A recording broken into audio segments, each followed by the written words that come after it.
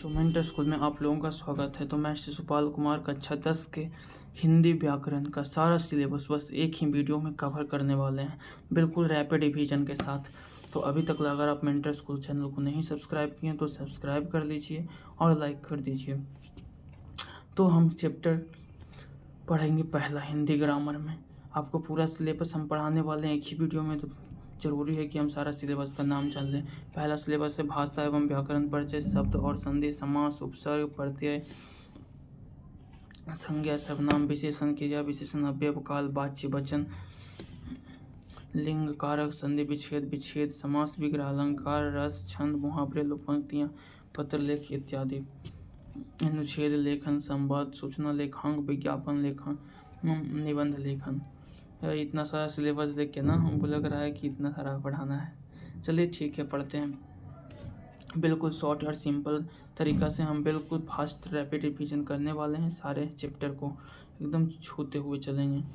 पहला, भाषा और व्याकरण का परिचय। अर्थ, भाषा का माध्यम है जिससे हम अपने विचारों को व्यक्त करते हैं, ये भाषा कहलाती है। व्याकरण उस भाषा को सही ढंग से बोलने और लिखने का नियम बताता है, इसे क्या बोलेंगे हम लोग, व्याकरण कहते हैं। समझ गए। आगे है मुख्य बिंदु। भाषा विचारों का माध्यम है, भाषा विचारों का माध्यम है और भाषा विचारों का माध्यम है और व्याकरण भाषा का नियम है। व्याकरण के 3 भाग होते हैं, वर्ण विचार, शब्द विचार और वाक्य विचार।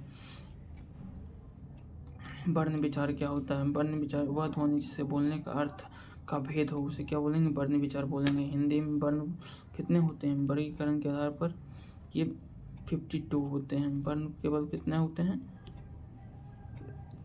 52 होते हैं। इसका वर्गीकरण कुछ इस प्रकार से होता है। स्वर वर्ण 13 होते हैं, हा, ई, ओ, री, ए, ये सब क्या होते हैं?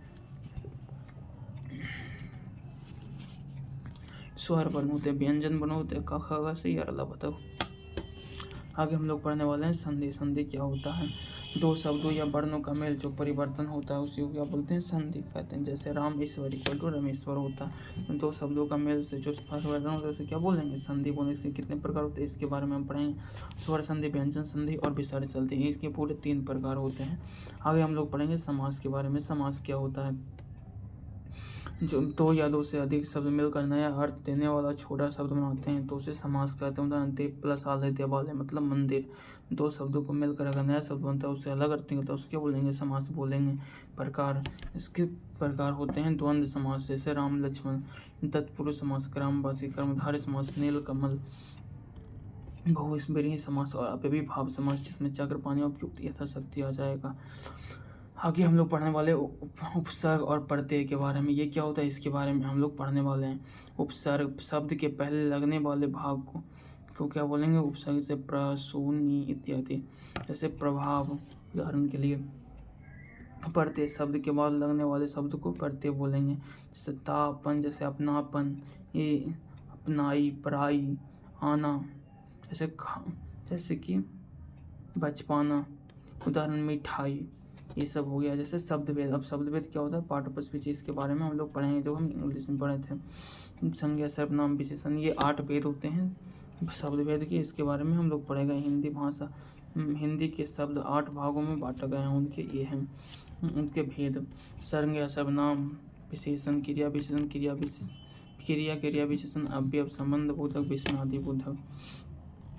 7वां संज्ञा। संज्ञा क्या होता है? जो किसी व्यक्ति, वस्तु, स्थान या भाव के नाम का पता चलता है उसे क्या बोलते हैं? संज्ञा बोलते हैं। इसके भेद कितने होते हैं? इसके भेद 5 होते हैं। जातिवाचक, व्यक्तिवाचक, भाववाचक, द्रव्यवाचक, इसकी 4 भेद होते हैं। अब सर्वनाम के बारे में हम लोग पढ़ेंगे। सर्वनाम क्या होता है? हम संज्ञा के स्थान पर प्रयोग किए जाने वाले शब्द को सर्वनाम कहते हैं। समझ गए। उदाहरण के लिए वह, मैं, तुम, इसके कितने भेद होते हैं? 4। पुरुषवाचक, निजवाचक, प्रश्नवाचक, संबंधवाचक इत्यादि। संबंधवाचक, समझ गए। विशेषण पढ़ेंगे जो किसी संज्ञा या सर्वनाम की विशेषता बतलाता है, विशेषण कहलाता है। जैसे बड़ा घर, मीठा फल इत्यादि। इसके आगे क्रिया पढ़ेंगे। वर्ब, अर्थ जो कार्य को दर्शाती है, उदाहरण खाना, पढ़ना, सोना इत्यादि, ये वर्ब हैं। इसके 2 भाग होते हैं। सकर्मक क्रिया जिसे कर्म चाहिए, अकर्मक क्रिया जिसे कर्म की आवश्यकता नहीं होती, अकर्मक होती है। आगे हम लोग काल के बारे में पढ़ेंगे। यह 3 प्रकार का होता है, वर्तमान काल, भूतकाल, भविष्यत काल। समझ गए। आगे वाच्य, वाच्य क्या होता है, कर्ता वाच्य। राम ने आम खाए, कर्ता वाच्य है। कर्म वाच्य, राम आम द्वारा खाया जाता है, इसको एक्टिव पैसिव पढ़ते हैं अंग्रेजी में। भाव वाच्य मतलब आम खाए, अंग्रेजी में 2 होते हैं और हिंदी में 3 होते हैं। भाव वाच्य, राम ने आम खाया। तीसरा है वचन, नंबर। इसके बारे में हम पढ़ेंगे कि ये क्या होता है। वचन, एक वचन और बहुवचन। जिससे एक का बोध हो एक वचन, जिससे एक से अधिक का बोध हो वो बहुवचन हो जाता है। लिंग, पुल्लिंग और स्त्रीलिंग। समझ गए। और एक नपुंसक लिंग होता है, थर्ड जेंडर जिसको हम लोग कहते हैं। 15वां होता है कारक, केस रिलेशन। ये क्या होता है इसके बारे में पढ़ेंगे। संज्ञा और क्रिया के संबंध को कारक कहते हैं। कारक के 8 भेद, कर्ता, कर्म, करण, संपदान, अपदान, संबंध, अधिकरण, संबोधन, ये सब कारक हैं। 16 अलंकार, फिगर ऑफ स्पीच। ये क्या होता है इसके बारे में हम लोग पढ़ेंगे, फिगर ऑफ स्पीच के बारे में। अर्थात भाषा को सुंदर और प्रभावशाली बनाने वाले गुण को ही क्या बोलते हैं, अलंकार बोलते हैं। जैसे उपमा अलंकार, जैसे वह शेर जैसा बहादुर है, मतलब किसी का बहादुर, रूपक, अनुप्रास और उपेक्षण। ये अलंकार 4 प्रकार के होते हैं। समझ गए। आगे हम लोग पढ़ने वाले हैं रस, छंद और अलंकार के बारे में। रस भाव का विस्तार करता है, उसे रस कहते हैं।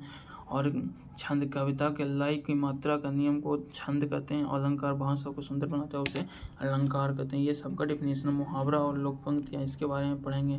मुहावरा, निश्चित अर्थ वाले वाक्यांश को क्या मुहावरा कहते हैं।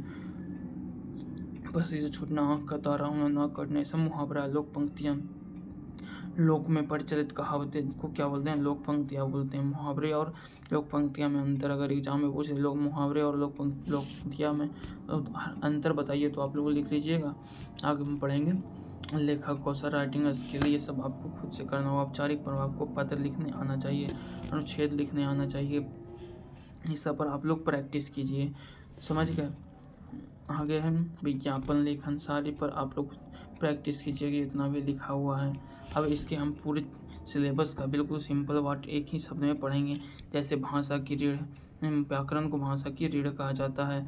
संधि और समास शब्द के निर्माण के नियम है। काल वाच्य क्रिया का रूप है। अलंकार भाषा का शोभा बढ़ाता है। कौशल लेखन ये परीक्षाएं पाने का मुख्य रूप है। समझे। तो अगर आप लोग यूट्यूब पर देख रहे हैं तो सब्सक्राइब कर लीजिए और लाइक कर दीजिए। धन्यवाद।